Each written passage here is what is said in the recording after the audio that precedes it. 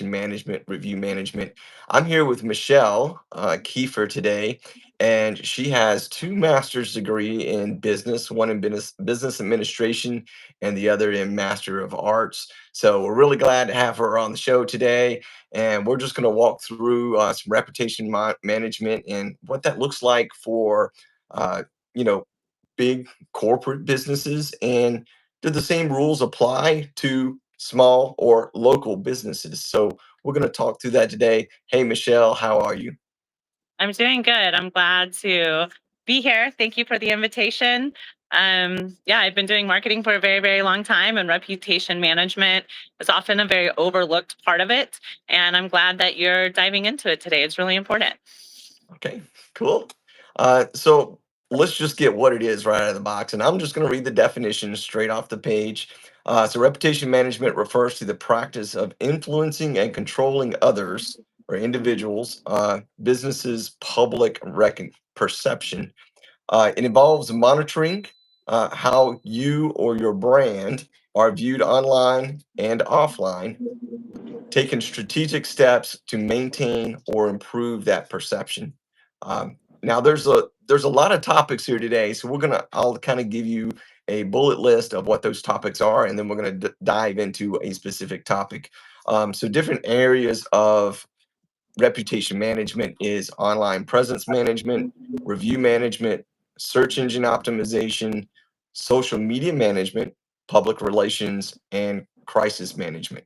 And there's lots of tools over there. So that's kind of the broad scope of all the different areas. But what we really want to get focused in today is review management.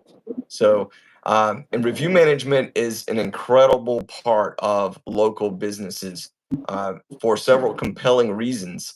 It helps with visibility, the credibility, and customer customer acquisition. So, Michelle, just right out of the box, I mean, does that really define the specifically what's extremely important for local businesses? Yeah, absolutely. And I think that, the funny thing about most things in marketing is you try to have a simple, brief definition of it. And what you find is you can't really do that because even the smallest little bits and pieces of your marketing strategy actually have a lot of moving parts. And reputation management usually, but I think you hit it right on the head. Usually, when people hear that, they think, "What's my Google review? What's my Amazon stock shop or product review?" So, reviews is the most obvious part of it, and that's because that's the thing that people pay the most attention to, and that's what is actually driving a lot of growth for a lot of organizations. So, yeah, I think you did a great job of summarizing what all can go into it. Okay, good. So so there's a couple of topics here. So how does building trust? How important is building trust, social proof, and what are the different platforms that we can do that on? Yeah, so I mean, ultimately, that's what your reputation is how it's your integrity, it's how much do people trust you, and it's, how willing are they to, hire you and to do business with you or to come into your shop or whatever it might be in your local community. You know, your reputation can be, you know, physical word of mouth, especially in smaller communities, and that has a big impact uh, on your reputation. And I think that also helps you drive trust and how you build your relationships. So just like you're doing it in your actual physical reputation and how you manage your reputation in the community, you just want to translate that into the online source, where people are Google searching or Bing searching or on social media searching for things or asking people for things. A lot of shoppers now, especially post COVID, we all got very, very comfortable doing everything on our phones. So most business transactions happen at the very, very end of a research process that people will go on for sometimes a couple minutes, sometimes a couple of days or weeks, kind of depending on what the price point is. And so the more information that they can find when they're digging in and searching is important based off of, who you are, what are you trying to sell, and how many layers of trust do you need to build along the way in order to make that transaction possible. Right. So if you're just joining us, we're talking about reputation management and specifically review management. And as Michelle was explaining, the review management is oftentimes you find that in social media channels. Some of the big ones, Facebook, Google My Business Review, and there's places online to do those. And that's an important part of your profile for a Google My Business listing. And I understand that 80% of your traffic to your website comes through your Google Business profile. And so that's an important part of that profile. And the reviews is really what allows people to understand, okay, is this a reputable company, right? Can I trust this company? Um, so consumer reviews are extremely important. And how important that is that for a new customer that comes to a business? Does how much do you believe that influences their decision to even reach out to that company, that local business? I mean, I think we're all consumers ourselves, and so we all know how important that is. I think the bigger question is, okay, so how do we get them? Right. So we know that reviews are important. We all utilize them in our own shopping experiences. We see a low review and it dissuades us from wanting to, whether it's a restaurant or a product, we're all influenced by that. And so I think the part of reputation management that is difficult for people is how to actually get reviews and how do you actually get to build your reputation through reviews. Um, you know, Knowing that it's important is just the first step. And so getting into how are you actually building those relationships, I think is the part that is more difficult for folks to really understand how to achieve that for their business. Right. And that's Yes. where all of the other things that you described in your original definition come into play: crisis communication, social media, SEO, all of those other parts of it that are outside of reviews. That all has an ultimate hand in playing how people perceive your business. How likely are they to talk about your business? How might they do that? Right. And from a website perspective, I understand that we like to look at those reviews and look for the keywords in those reviews, and that actually helps them get found. So when we take those reviews and we put them back into the website and they have those keywords in them, that helps that helps focus in that particular service or product that the business is offering, and it increases the value of that web page because it has the keywords in it. So it has a very important impact on the local SEO as well. So there's Absolutely. life And beyond reviews just. and reviews is one of those really magical keywords, right? Because it's a bridge that not only humans are actually search querying top reviews for X or XY's, whatever it is that they're looking into. Even if they don't include reviews into their search query, but they're looking for the best, the top, whatever other adjective that human might come up with to look for the list, the algorithms are trained to know that your reviews references that. And so it's really a wonderful magical keyword that people can really leverage in their SEO, to make sure that they're getting pulled into those lists, especially now that AI is answering questions and it's not just a predetermined set of top 10 lists that somebody wrote and published onto a website. The AI is doing it on the fly. And so you can constantly be influencing that by creating content that can help the AI answer those questions. And that's a whole nother thing that you do in your SEO. David, we've just recently started talking about this with one of your clients about understanding the FAQ schema and building all of that into it. So the keywords in your SEO are really fusing into those AI answers. So how do you think that these keywords, so when these reviews are found, right, how does that impact the click-through rate to a website or social media channel or wherever the local business is engaging? So Well, how the does it click-through affect rate, that click-through? I mean, it's going to have a positive impact. The higher your review is, the more positive impact it's going to be. But that ultimately depends on what it is that you're trying to achieve. Some people want their phone to ring. They want people to search and see their phone number and click to call. Some people want you to drive there, and so they might not click on anything. Some people just want an answer to their question, so they might not click on anything. So I think measuring and paying attention to clicks is really important. But what we're learning is through the smart reputation management, you don't have to rely on the clicks because people get the information and you're positively influencing them even without always having clicks. And that's another part of all of this that makes it really difficult because they're like, well, how do you measure this then? And that's why, as always in marketing, we want feedback loops. How did you hear about us? The age old stuff. Right. It doesn't change. We got to ask how they actually learned about your business, and just like you have to ask, will you go leave us a review for our business, right? Um, Right. some of that just always goes back to the basics. So you brought up, asking customers for a review, which is an important step, but is this something you should automate, or is this something that you should manage on an individual basis? To dive in that a little bit for us. So I would caution against automating your review requests, because not every customer is a happy customer. And what we do know about reviews is the only people leaving reviews are people who are very, very happy or very, very unhappy. And so you don't want to necessarily ask the unhappy people for a review. So there are ways you can automate it, but I would do it very, very carefully and make sure that there's a segmentation strategy as to whom you're asking your reviews for. There are, and then again, just kind of really depends on what you're selling, what your price point is. Sometimes, it's just a volume game and it is what it is. You're going to get some bad reviews, but you'll get more other better reviews.